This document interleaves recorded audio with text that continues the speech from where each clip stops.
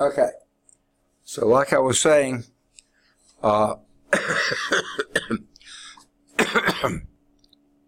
sorry. Let's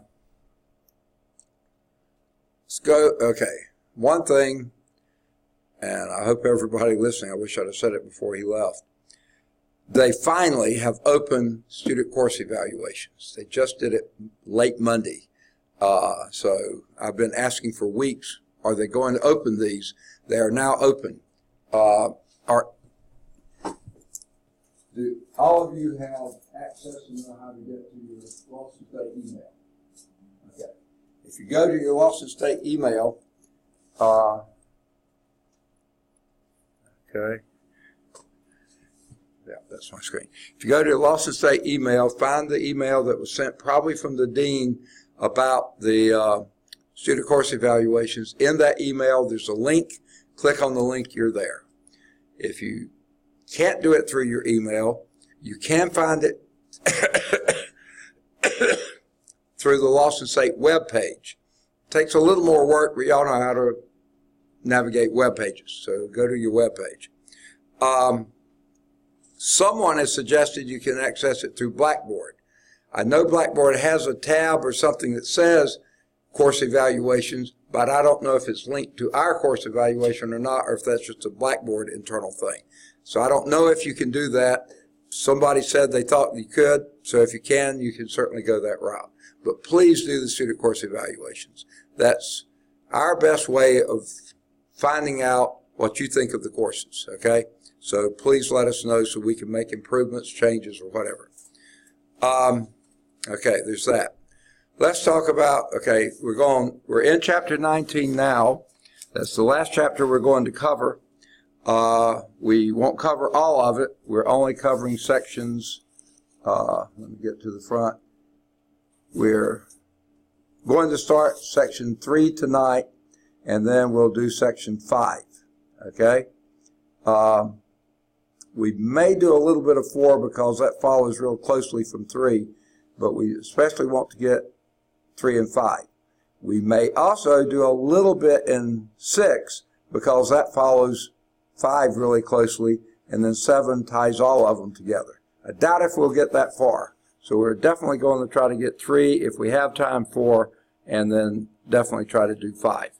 Okay? So at least you'll understand those issues. Now, as soon as we finish tonight, I'll give you all the test. The last test, this is covering 18 and 19. We only covered a few sections of 18, a few sections of 19, so together there's enough questions to make up a test. And they are generally related. Now, as I was mentioning, what's the schedule for getting them back to me? He said he was going to email them. That's fine if you want to do that.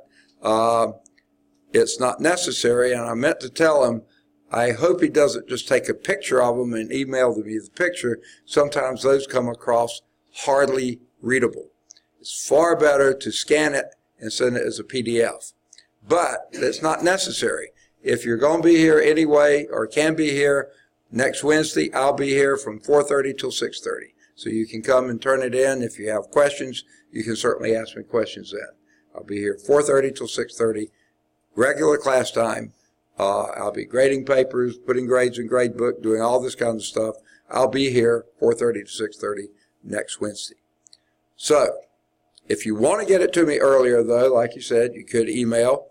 I'll be on the the Bessemer campus all day tomorrow from 8 in the morning till 8 in the evening. I'll be in class a lot of time, but not the whole time, but you can certainly find me, slide it under my door, or find me in class and give it to me in person.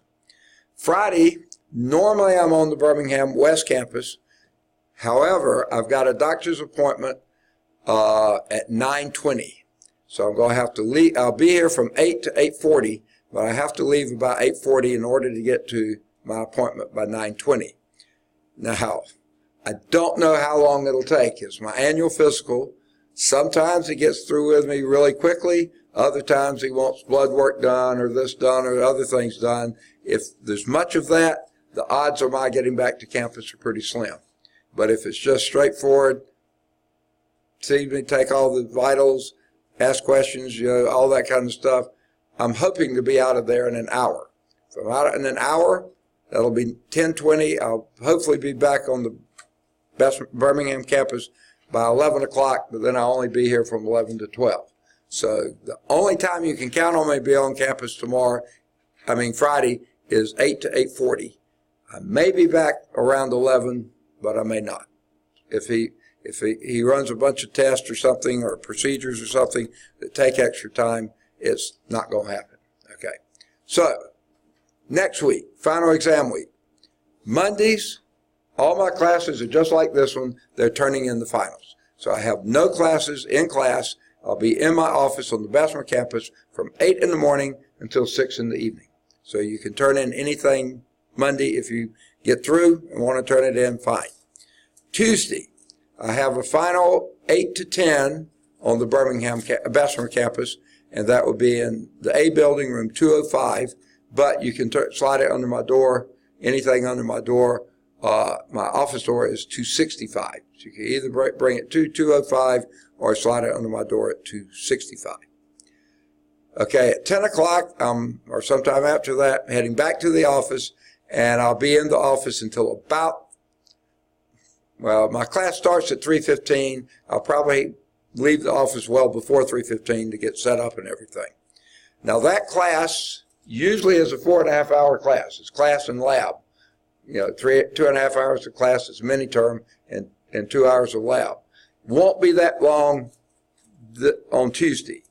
I'm going to return a bunch of papers, quizzes, tests and labs, and then they will do the last lab and take their last test. Okay? So they will be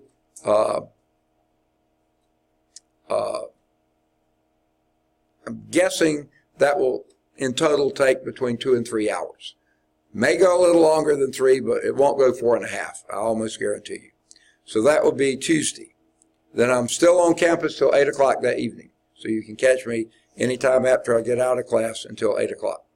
Now, Wednesday, another totally free day. I'm on the Bessemer campus from 8 to 4. I'll leave at 4 to come here. I'll be here 4:30 to 6:30. Okay. Thursday, Bessemer campus again from 8 until 3. 8 until 3. 3 o'clock, I'm giving the final exam to that second mini-term class. And once that's over, and it won't take them more than 30 minutes, but maybe some of them usually get there late, so that may take a little more than 30 minutes total, but then I'll be back in the office till 8 o'clock. Next Friday, not this Friday I got the doctor's appointment. Next Friday, I'll be on the Birmingham West campus from 8 to 12. And then after that, we have graduation in the gym from 1 to 3.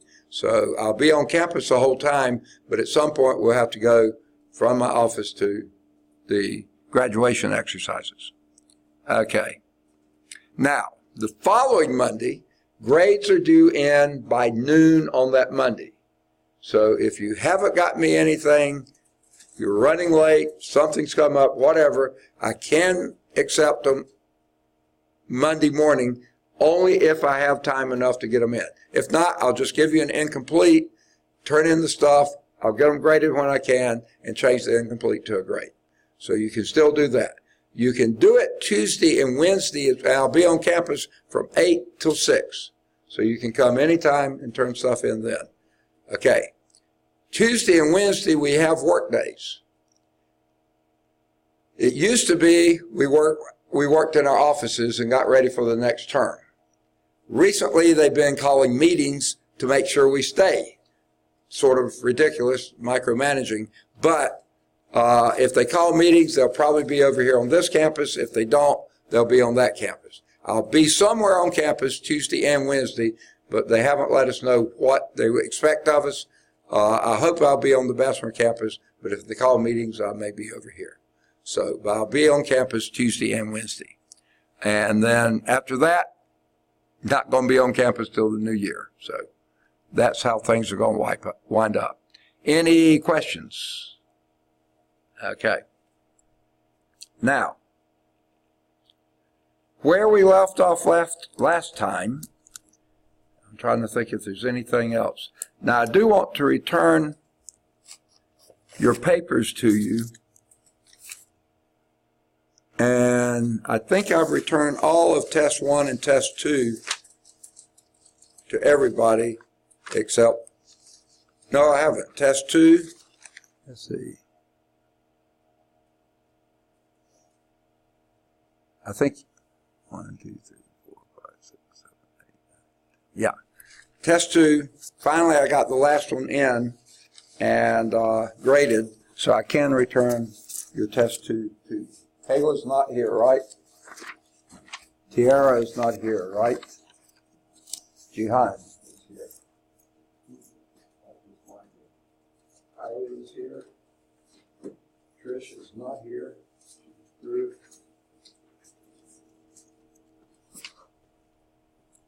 Lacey's here. I have to leave early today, so before I leave, can I get my phone? Yeah. Steve's here. Emily. Yep. Not here. Oh, Vega. Vega's not here. Probably didn't know her first name. She never goes by it. If you have any questions, feel free to ask. All right. Test 3.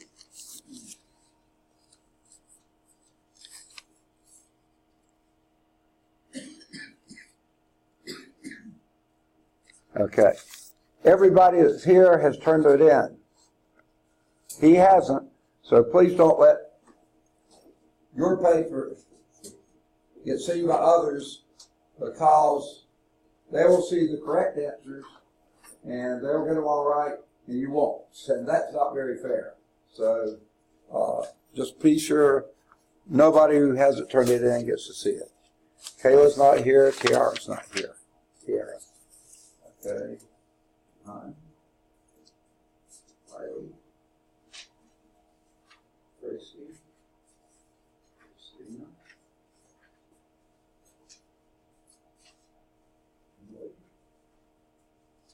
Lisa's not here. Okay.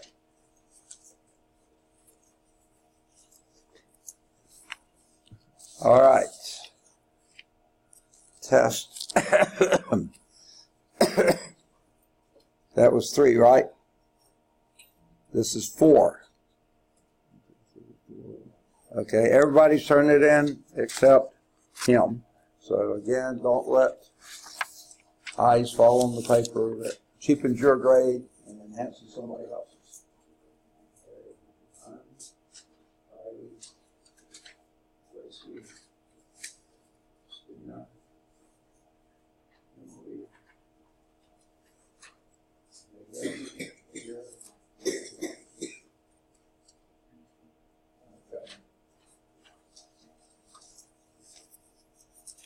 All right. Test. That's 4. 5. Several people haven't turned in test 5. Is anyone here that hasn't turned in test 5? Yeah. Okay. You ready to turn it in now? Okay.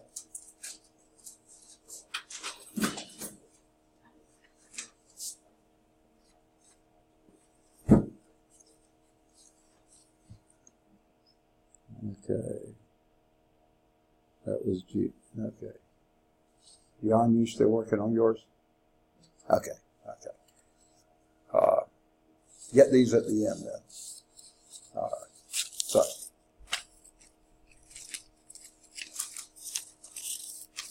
All right. Any other questions, business, other things we need to hit before we continue in chapter 19? Okay. If you recall, chapter 19 is talking about inductance, or the 19.3. We started it last time, okay? Now, and I also introduced to you, let me see. You see if there's a slide here.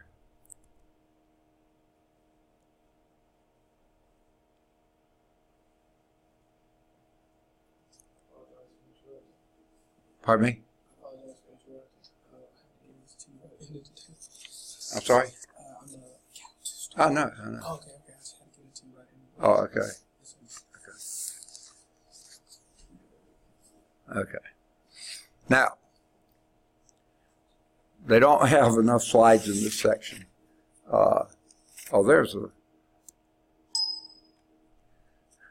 We've already hit all the slides in this section, so we really don't need this slideshow anymore. I thought there was some out there. All right. I wanted to go back and review real quickly what we did last time. Inductance measures the tendency of a coil of wire to resist the change in the current because of the magnetism produced from one part of the coil to the circuit. So in effect, inductance kind of acts like a resistor. It's not the same as a resistor. It acts sort of like one. Okay? Now, we're also going to talk about capacitance. And in some senses, a capacitor acts like a resistor. So the term that we use to combine all these resistances is a term called reactance. You see, a resistor reacts to current by offering resistance. An inductor reacts to current by trying to resist the increasing current. And we'll talk about capacitors later. So all these things are reacting to your circuit. And that is called reactance. The opposition to, and now by the way, resistors operate in AC and DC. Inductance and capacitance only operate in AC, not DC. Okay? So, the opposition to AC, alternating current flow, in an inductor is called inductive reactance. It's measured in ohms, just like resistance is, but it's not the same as resistance. It's inductive reactance. Okay? It's usually represented by the symbol, let me get my pen set up, X. Reactance is represented by X. Pretty incredible, okay? For inductance, inductive reactance is X sub L. Now, why in the world inductance is referred to as L, I don't know, but that's what it's referred to. Its symbol is L. So this is inductive reactance. X is reactance, L is inductive. Inductive reactance. And here's the formula for it. 2 pi, that's a constant of nature. The frequency, only AC circuitry has frequency. So you see, this doesn't pertain to DC. Okay? Times L, where L is the actual inductance of that circuit. Okay? And we talked about that last time. Yeah.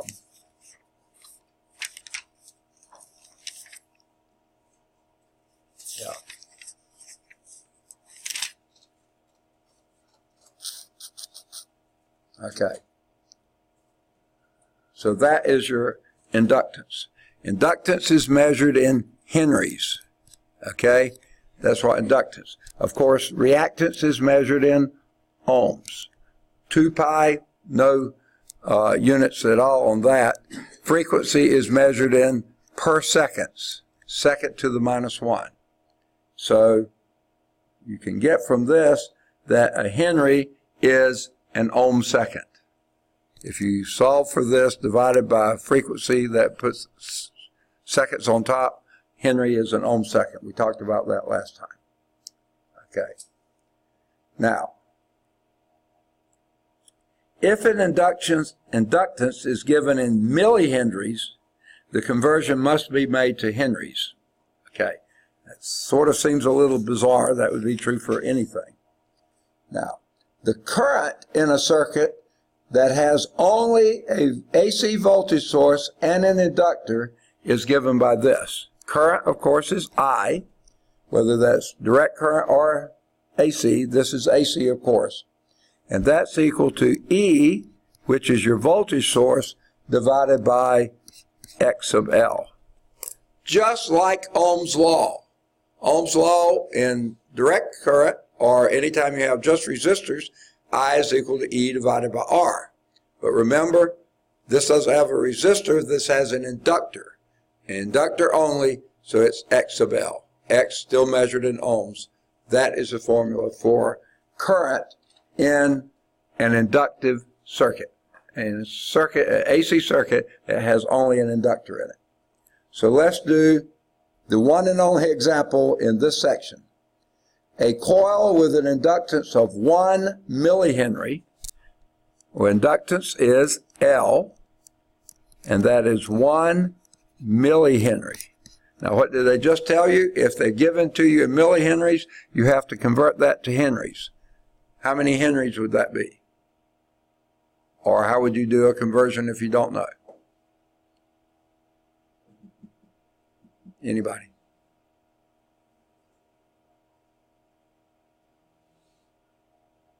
What is a millimeter? A milliliter? A milli anything? It's what? Not a hundredth. That would be a centi. A thousandths. So this would be 0.001 henries. 1/1000th of a henry. A milli is a smaller unit, so therefore you have to have a smaller number to have the bigger unit of henry. Okay? It's connected to a 60 kilohertz AC power source. So what does kilohertz measure?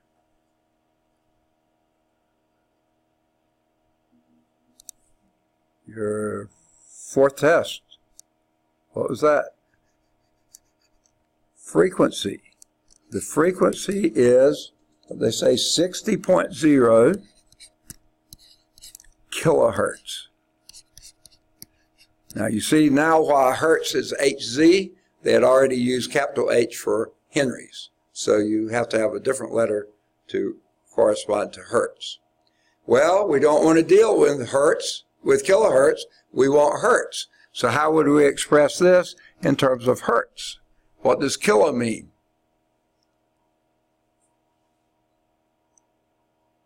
What does kilo mean? Anybody? I heard something, but I can't make it out. Kilo.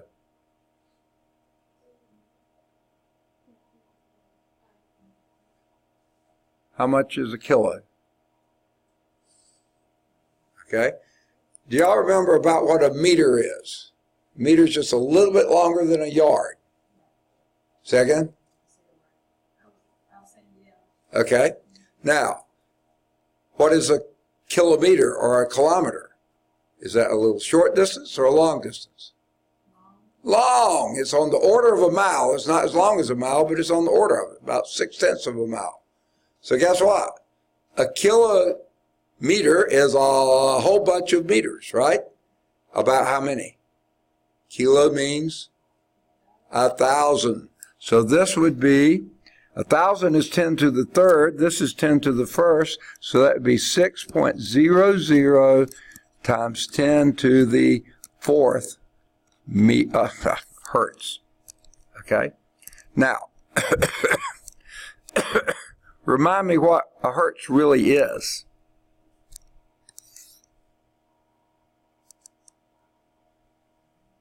Cycles per second. It's a per second. So this would be seconds to the -1. That's really what a hertz is. You could write Hz, but that's going to be seconds to the -1. Okay?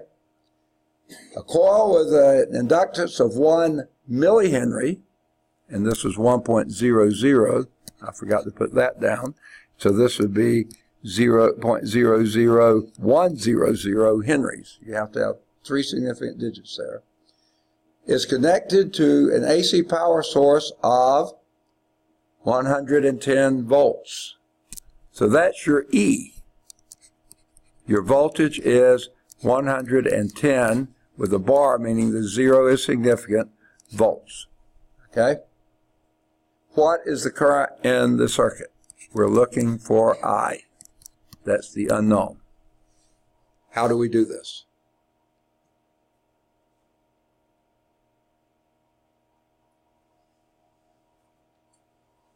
know a formula for I? That's it. E over X sub L. Okay? We know what E is. It's 110 volts. But what's our X sub L? I don't see an X sub L there, except at the top. And what does it say it is?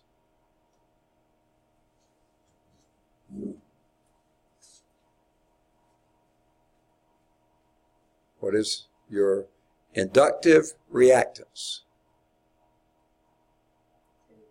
2 pi times the frequency, which is 6.00 times 10 to the 4th per seconds, okay,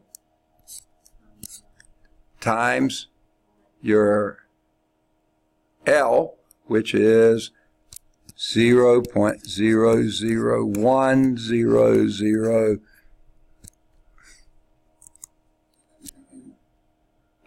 henries. But what's a henry? A henry is an ohm second. You had that just about on the previous page. An ohm second. That's what a henry is. Okay? So I think we can do the math now. Now there's a couple ways you can do this, and it's completely up to you how you go about doing it. I'll give you the 2 ways that I like to do it if it's given this kind of problem. The easiest way to me is take the 110, first divide it by 2. I can do that in my head. That's 55. Then divide that by pi. Then divide that by 6 EE or EXP4. Then divide that by 0.001. You don't need to put the other 2 zeros on your calculator. It takes care of them. And that should give you your answer. Now, while you're doing the answers, what you'll notice here, the second, 1 over second and second, they cancel out, and you have volts divided by ohms, which is current in amperes. So what did you get as a number? Anyone do it? Now, if you don't like doing it that way, here's the alternative way. And you may see this better and do it if you like. 110 divided by, then open a parentheses on your calculator. Then do 2 times pi times 6 EE or EXP4 times 0.001, close parentheses, and then press equal.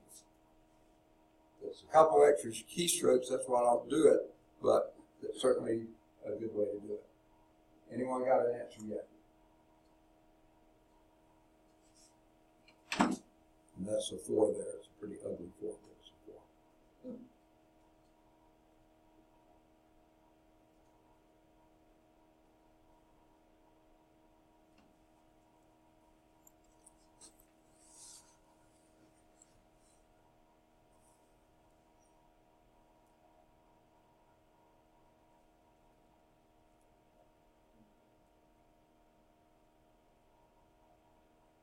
Anyone got it? 377. Is what? 377. Okay, now that's not what the book got. Now 377 is what your denominator is. When you close parentheses, that's what you got. Then hit an equal sign and see what you get.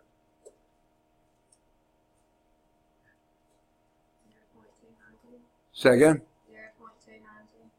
0.292. 292? Perfect. 0.292 what units? Volts divided by ohms. Ohm's law. Amps. Amperes. So, yes. Oh, I'm sorry. Oh, yuck.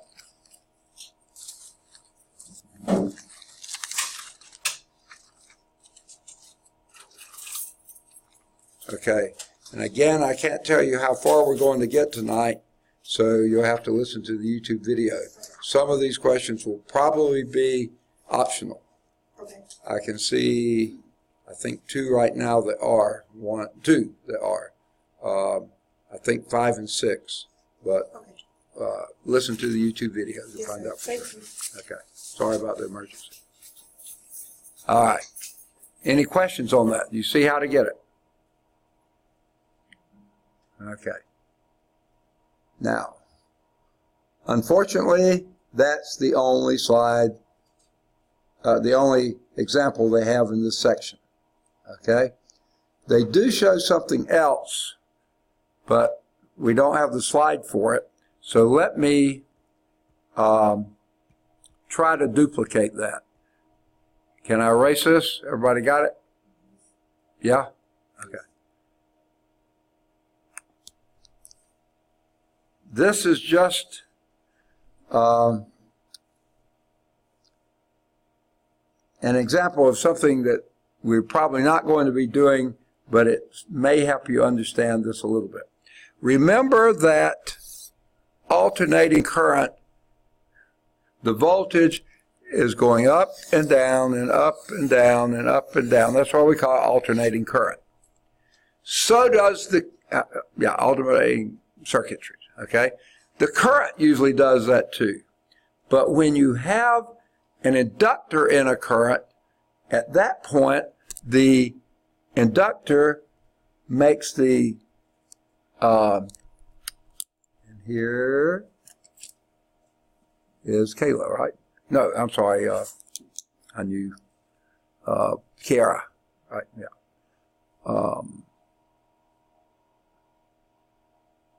Kiara.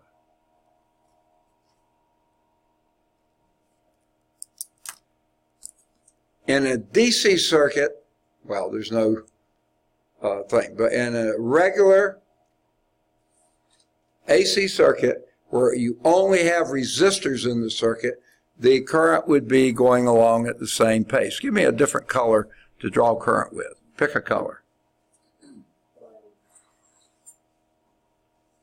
Which? Blue, okay. We'll go with blue, okay. If you had only resistors in the circuit, then the current would be going along like this. It would be the same. I'm not drawing it very well. It'll be the same phase as the voltage. However, if you have an inductor only in the circuit, then the current lags the voltage and does something like this.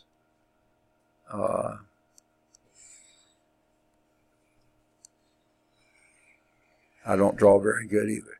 This would be an inductive current. I'm going to erase the, wrong one.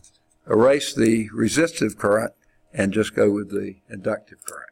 It's going to be out of phase with the voltage. Now, you don't need to know that, but that's what the illustration in the book is telling you. That ends 9.3. And for the homework exercises in that, do any of the odds, 1 through 5. Well, I'd say 1 or 3, and then do number 5. Then do any of the odds 7 through or 9, and then do number 11. Okay. Now, they also talk about induction and a ground fault interrupter. I think we talked about GFIs, ground fault interrupters, before. This explains how inductors work in those things. Okay. Now,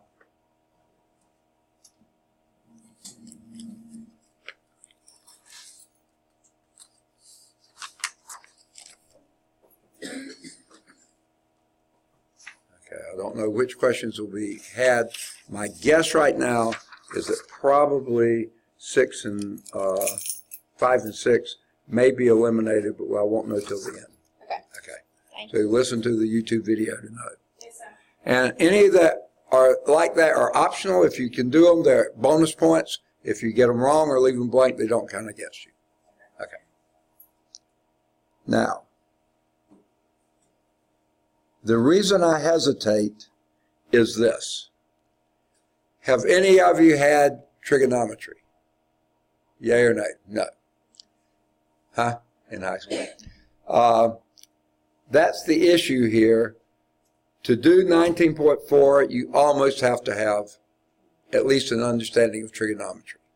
So I could try to explain it all to you, but I still probably wouldn't feel good about asking you questions. And that's what the two I just mentioned to her, they have angles in them. So we're going to leave those off, okay? But I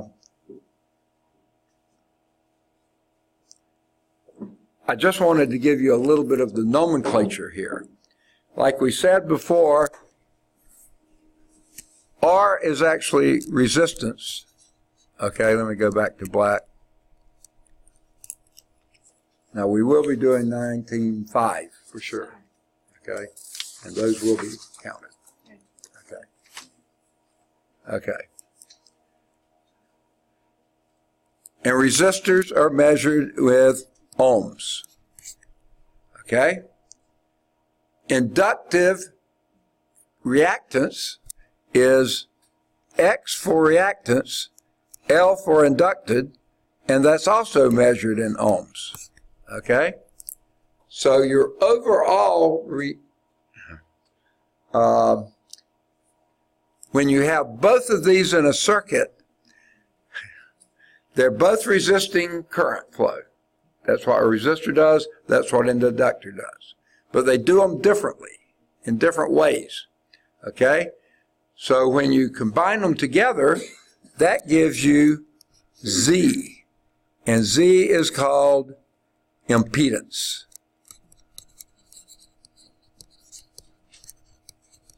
Okay? This is resistance, measured in ohms. This is inductive reactance, measured in ohms. This is impedance, also measured in ohms. So I thought I changed my color, but evidently it didn't change. Okay. So all these terms are ways of resisting current flow, but they do it in different manners. They're all measured in ohms. Resistance is for resistors. Inductive reactance is for inductors. And the combination of the two is your overall impedance. It impedes the current flow, okay? Also measured in ohms. So we're going to have to let that ride at that and move on to 19.5, okay? So let's clear that slide. And let's talk about capacitance. An important component in many AC circuits, okay? I hope you're noticing. AC circuits are different from DC circuits. DC circuits, you have voltage supply, current, resistance. That's about it, okay? In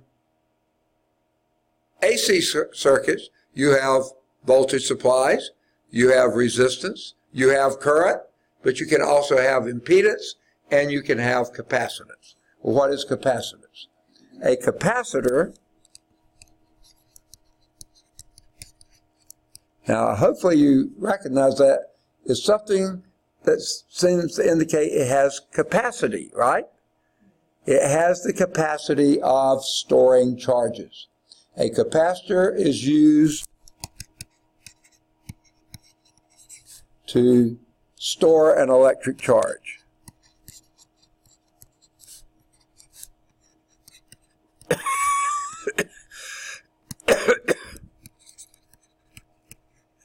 Okay? It consists of two conductors. Okay? I'm going to draw it like this. Oh, the book draws it differently from what I'm used to. Okay? The book draws it. One is a flat line and one is a curved line. Okay? There's a gap in between. The flat line is always the positive side. The curved line is always the negative side. All right. Now, let's go back to AC. DC, direct current. In direct current, you have a battery. Remember, this is the plus side of the battery, that's the minus side of the battery. If all you had in the circuit was a capacitor, guess what? It charges the capacitor, it charges this side to be plus and that side to be minus, and it stops. Current flow stops. It can't go. There's a gap in between. So all a capacitor would do would be to charge. Okay? So therefore we don't really use them in DC circuitry. But if we had AC circuitry, remember AC is acting as if you have a little generator there. And the symbol for it is something like that. Well, what does that mean? Well, to me, I look at that and think of a turbine, and the blade is curved and it's turning the turbine. But you can also look at that and think the current and the voltage is going like a sine wave. Positive sometime, negative another time. Now just think about what's that doing to a capacitor. When this is positive, and this would be negative, of course. But then on the next half cycle, then this goes to negative, that goes to negative, and this goes to positive, and that goes to positive. But then a half cycle later, they flip again. So a capacitor is also going to slow down the changes made by your generator, the alternating current. As soon as it starts alternating, then the capacitor charges. When it changes, it starts discharging. So capacitor works very differently in an AC circuit. It wouldn't work at all in a DC because it would stop the current flow altogether. So here is the definition of capacitance. That's what a capacitor is. Capacitance, okay, is the ratio. Now when we say ratio, what does that mean? Dividing, okay, dividing. Ohm's law, current is the ratio of voltage to resistance, okay? That's what we mean. A ratio of the charge on the plate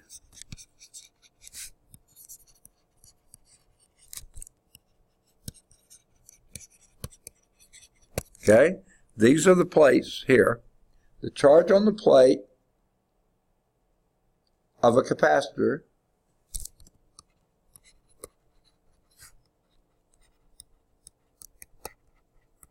to the voltage or potential difference between the plates.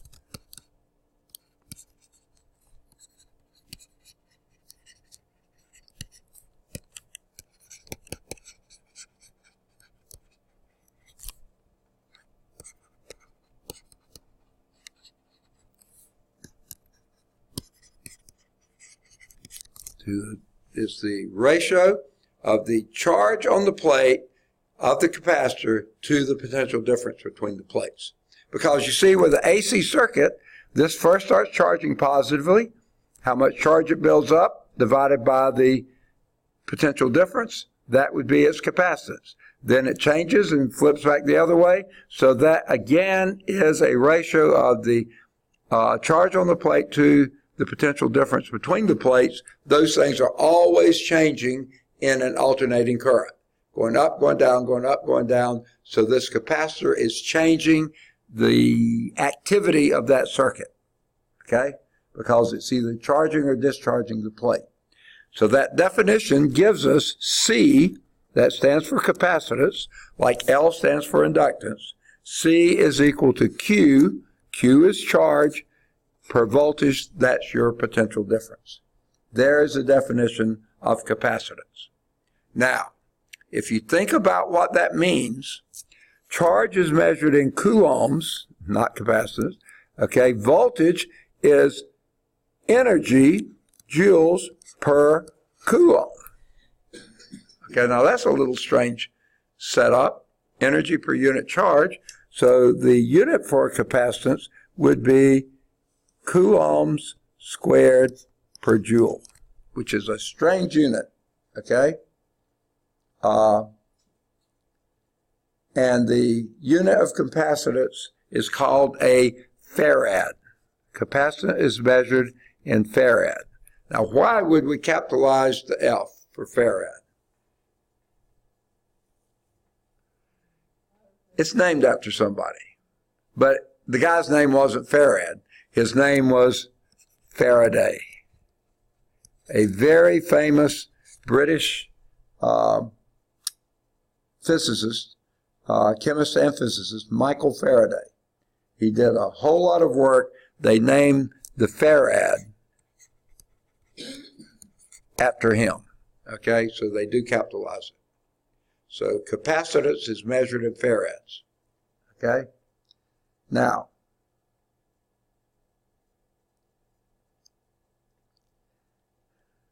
because a capacitance is modifying the current flow, changing the current flow, it's reacting to the current flow.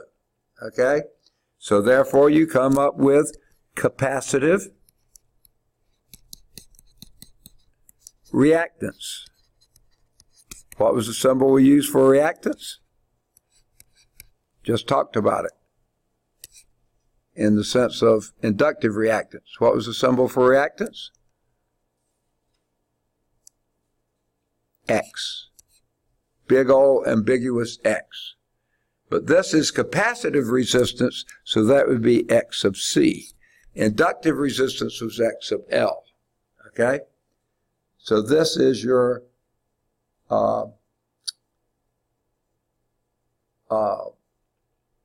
okay, let me give you the definition of it. I don't have enough room. I'm going to erase some of the stuff here. We're kind of through with that.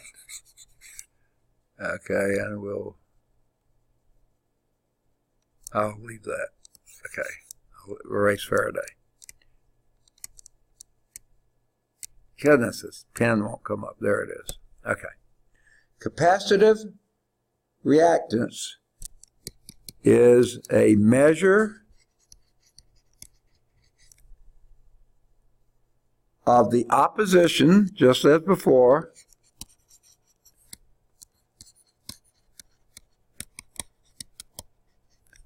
okay, of the opposition to AC current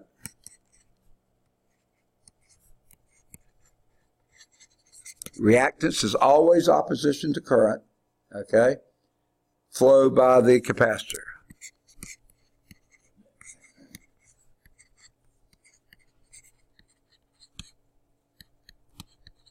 I can't write. Okay.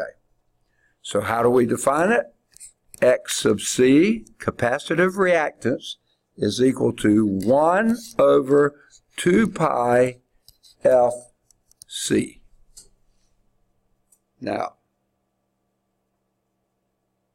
there are some things similar, but some things very different from inductive reactance. Let's go back and get inductive reactance again.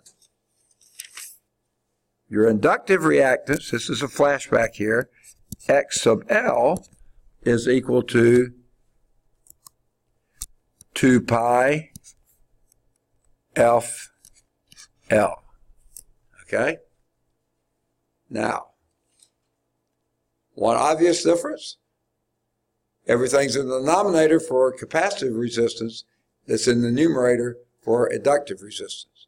Except, there's a big difference here, your capacitor versus your inductor.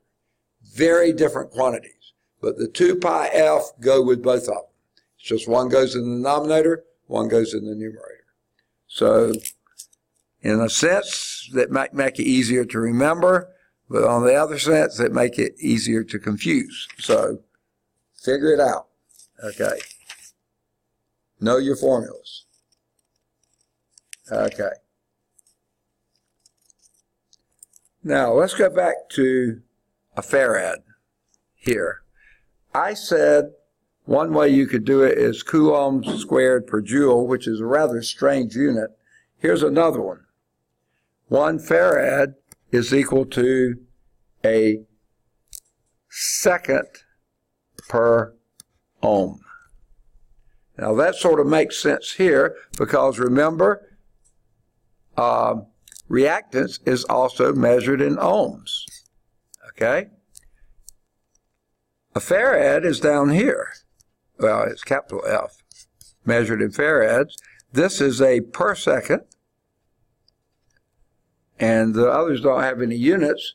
So basically, if you move the farad up top, you would need to move the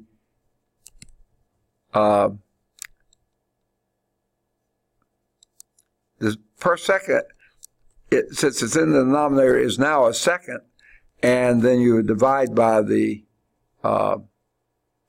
ohm, so that's why you get seconds per ohm. A farad is second per ohm. Strange sort of unit, but that's exactly what it is. Whereas an inductance, L, which is measured in ohms also, a Henry, that's what I was trying to think of. A Henry is a ohm second. Okay? So they're kind of opposite of each other. Okay? Both of them have seconds up top, but the Henry has ohm in the numerator, the capacitance has ohm in the denominator. The farad is ohms in the denominator. So a farad is a second per ohm. All right. Now, if you recall,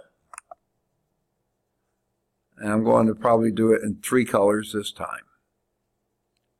So let me erase this. Here is going to be our voltage. Okay? Now, give me a color. Red. Okay. This is going to be our current for resistors only. The current is in the same phase as the voltage. Okay? This is I'm going to call it I sub R, resistive current. Okay? Now, if you remember, give me another color. Which one? Purple? Okay. This is going to be our inductive current. It's going to lag behind the voltage.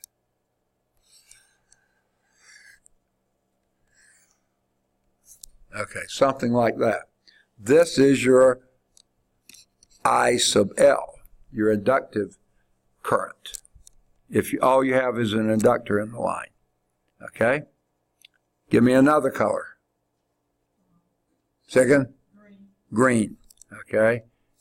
Green, it's green, they say, on the far side of the hill. Okay. This is your capacitive current. It leads the voltage. So it would be, well, basically it's completely, no, it's not quite. It leads by a quarter of a cycle. So it would be over here and just be coming up here. And this is not very precise, but this is your current due to your capacitor. It leads it by a quarter of a cycle. Okay. You don't need to know the part about cycle, but just know a resistive current is in phase with the voltage. A strictly inductive current lags the voltage. It goes behind it. The capacitive current leads the voltage. So we're ready for the one and only example in 19.5. Okay? And here it is. Find the capacitive resistance. What is capacitive resistance? What's the symbol for it? Actually, the better capacitive reactance. I was going to say it should be reactance, not resistance. I misread it. What is the symbol for capacitive reactance? X sub C. Perfect. Find the capacitive reactance. That's what we're looking for. What unit will that be measured in? Reactance is always measured in ohms. You got it. Excellent. Okay. That's what we're looking for. Of a 10.0, oh, and by the way, I should have said this earlier. It was in the book, and I sort of messed it up. Let me go back and say it. This is on page 543 near the bottom of the page. The unit for capacitance is the farad, named after Michael Faraday. A more practical unit is the microfarad. You don't have any capacitors that measure in farads. If you do, that is one monster of a capacitor. Usually you measure capacitors in microfarads. What does micro stand for? Millionth. A millionth of a 10 to the minus 6. Micro is 10 to the minus 6. Okay. So I meant to say that earlier. Okay. So if the capacitive reactance of a 10 microfarad capacitor. So your capacitance is 10.0 microfarads. Well, we need to get that into farads. So what would that be?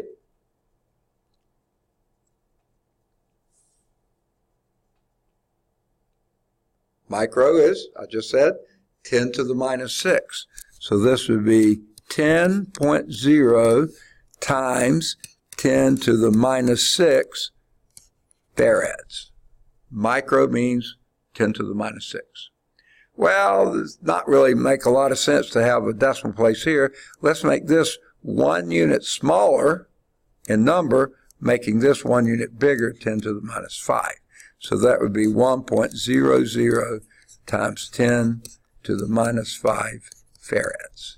10 microfarads is that many farads. Okay? In a circuit of frequency 1.00 kilohertz, the frequency is 1.00 kilohertz. Now what does kilo stand for? 1,000. So this would be 1.00 times 10 to 1,000 is how many zeros? 3. 10 to the third. And what is the actual unit of a hertz? Per second. 1 over second. Cycles per second. That's what hertz means. Cycle is not a unit, but per second is. So this is your frequency. Okay? So it's asking for the capacitive reactance. What was the formula for it? You remember?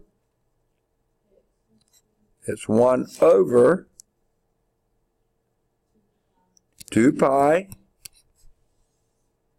F C. You got it. So let's plug those numbers in. 1 over 2 pi times your frequency was 1.00 times 10 to the third per second. Whoa, okay. And your capacitance was 1.00 times 10 to the minus 5th farads. Okay. My line drawing leaves a lot to be desired. Okay. Okay. All right. Now, actually, this is a very easy calculation to make because your digits are 1 on 2 of the things. So I'm going to multiply those for you, show you how this is done. You still have to divide by 2 pi, but it's 1 over 2 pi. And if you multiply 1 times 1, that's 1. Well, 10 to the third times 10 to the minus 5th is I'll still put 1.00 there, okay, times 10 to the minus 2. Okay, now that would be farad per second, but we're not going, well, we're going to write it down. Oh, and by the way, what was a farad? Remember? I wish I could turn back the slides. A farad is a second per ohm.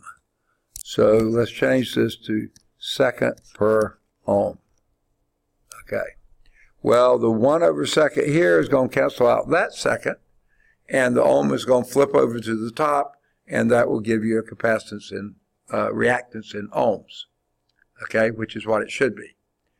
So this unit is going to be ohms because it's 1/1 an ohm in the denominator, which would be an ohm in the numerator. So basically what you got here is when you divide by 100th, that gives you 100, okay, over 2 pi. So that would be 50 over pi. So just do that on your calculator. 50 divided by pi, what do you get? It's about 50 divided by 3 is what? 15.9. And that would be what units? Ohms, of course. And in your book, that's exactly what you get. 15.9 ohms. Okay, that's it for problem set 19.5. Okay, I would do any of the odds 1 through 5 and either 7 or 9, or both if you choose. That will give you a good practice in those. Now, like I said before, sort of wish we could talk about capacitance and resistances together, but then you introduce trig. So we'll sort of leave that alone then and go for it. Now, I hate to break the news to you folks, but that's it. That's all we're going to cover. Okay? There's really a lot of good, interesting stuff here, but just about all of it requires some sort of trigonometry. Okay? So that's it. Any questions? All right?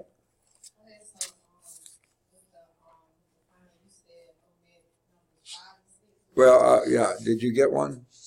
Let me give it to you. Okay.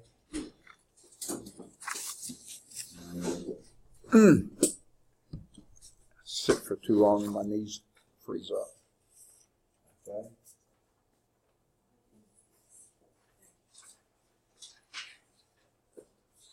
Thank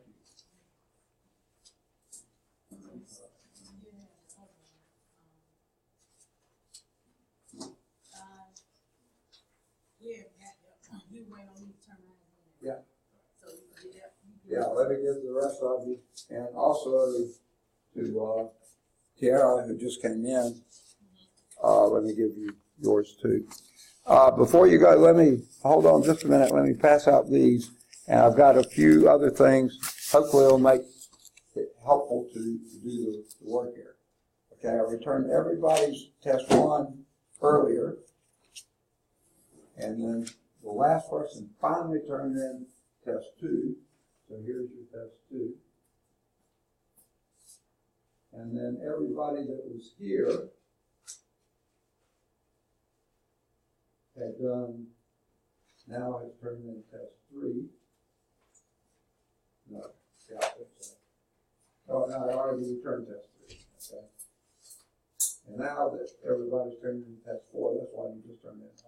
Okay. So here's your test 4. No. I've already returned test 5. Here's your test 5. And Kylie has already gone, so she can't get hers. Tracy's already gone, so she can't get hers. David's not here. Rob isn't. Okay, did you turn in your test? All those? Okay. Huh? No, Robin, I'm sorry. I'm sorry. She left, that's right. You still gonna drop the lowest one? Okay, so yeah, we'll drop your list. Now, let me, while you're still here, hopefully this will be helpful to you. Okay? Questions 1, 2, 3, 4. Those are all from chapter 18. Okay? 5 and 6, we're not going to do. Number 7 was also from chapter 18. And 8 is from 18. Okay? So we do all of them. Okay, number 9 is also a void. Okay, and number 10 is a void. Okay, so the only ones you got to do 1, 2, 3, 4, 7,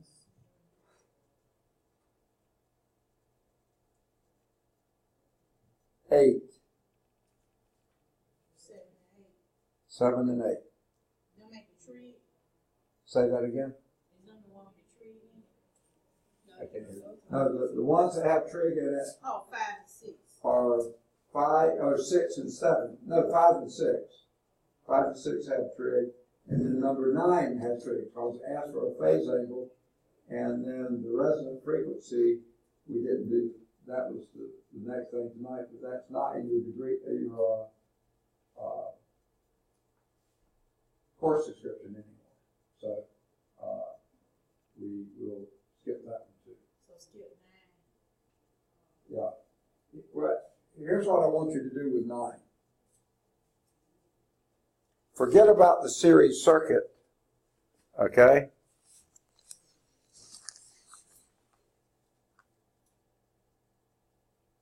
Okay?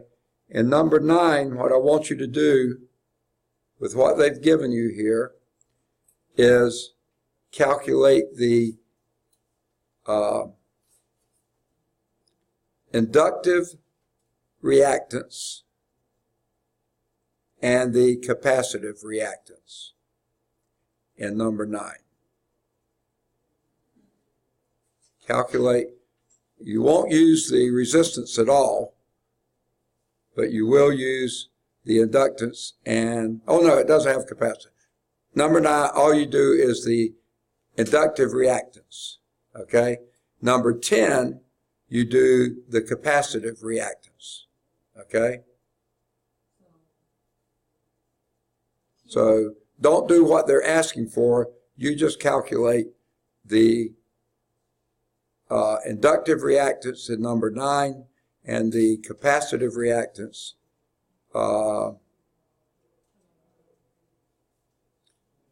in number 10. But I have to give you, in number 10, it also has a frequency of 60 hertz. They left that out. But it's also a frequency of 60 hertz. Okay? Can you repeat? You confused me real bad. Okay. Let me see if there's any others we can do. Why we just can't keep it as is? Wait, just a second. I didn't hear that. I can't hear well. All right. So let me write these down.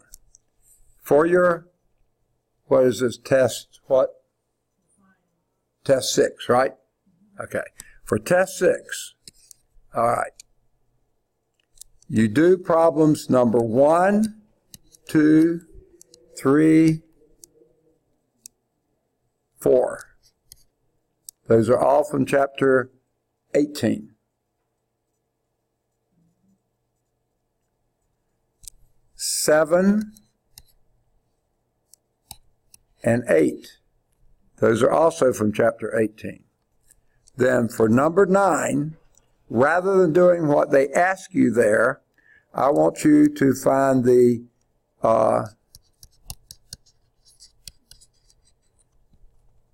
inductive reactance.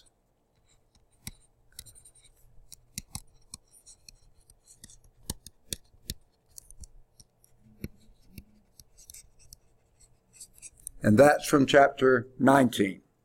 Okay? And number 10, find the, don't answer anything else about it, but find for what they described there, the capacitive. Oh wait, I'm sorry. The inductive and capacitive reactance.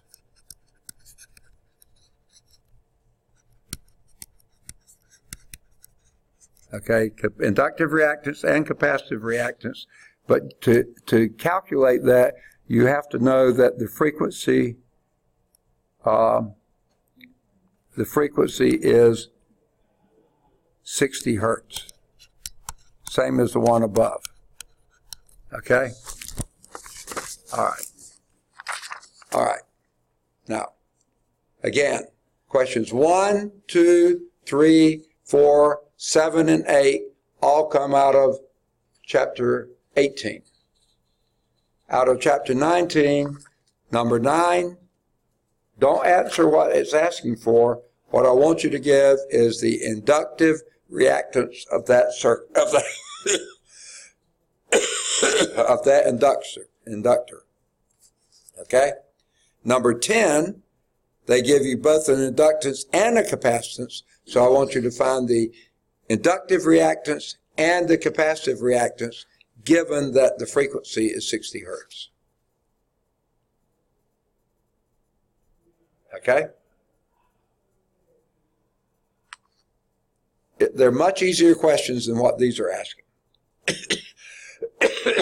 We didn't go over what these are asking, but you can do the inductive reactance in 9, and both the inductive and the capacitive reactance in number 10, except for the capacitive reactance. For both of those in 10, you need to know the frequency, which is 60 hertz.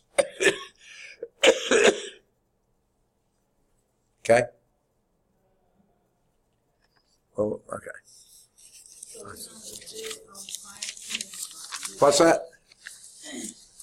If we don't do good on the final test, that will be dropped. If we don't do good on this one, or just You're going to do good on it. No, I'm sorry. Don't worry. Let me correct that. I'm sorry. That's for the last one there. I said 60 hertz. It's 60.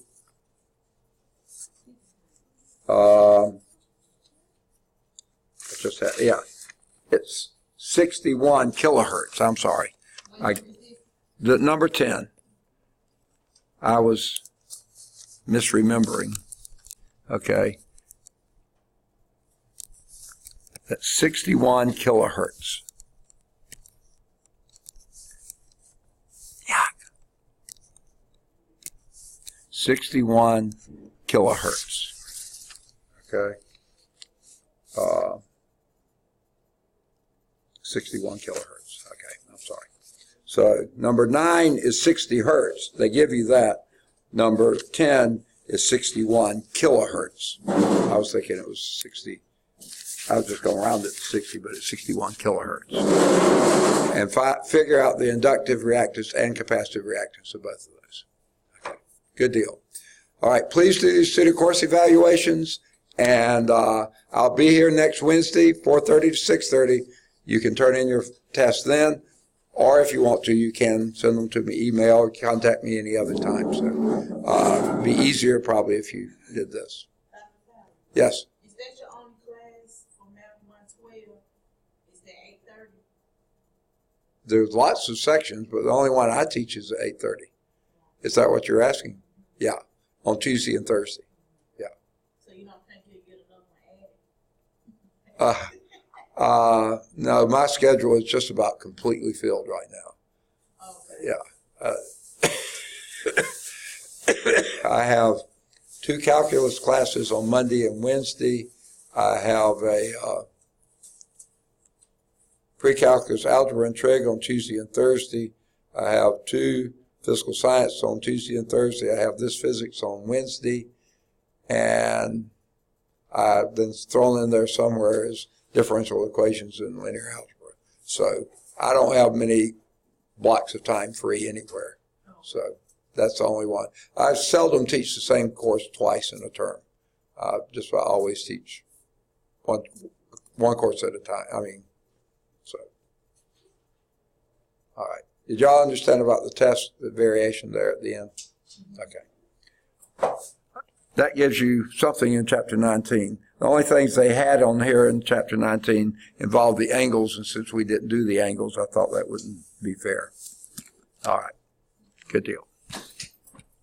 Well, I hope you have a good week. And are y'all planning to bring them, you think, next Wednesday? Okay. I'll see you next Wednesday then.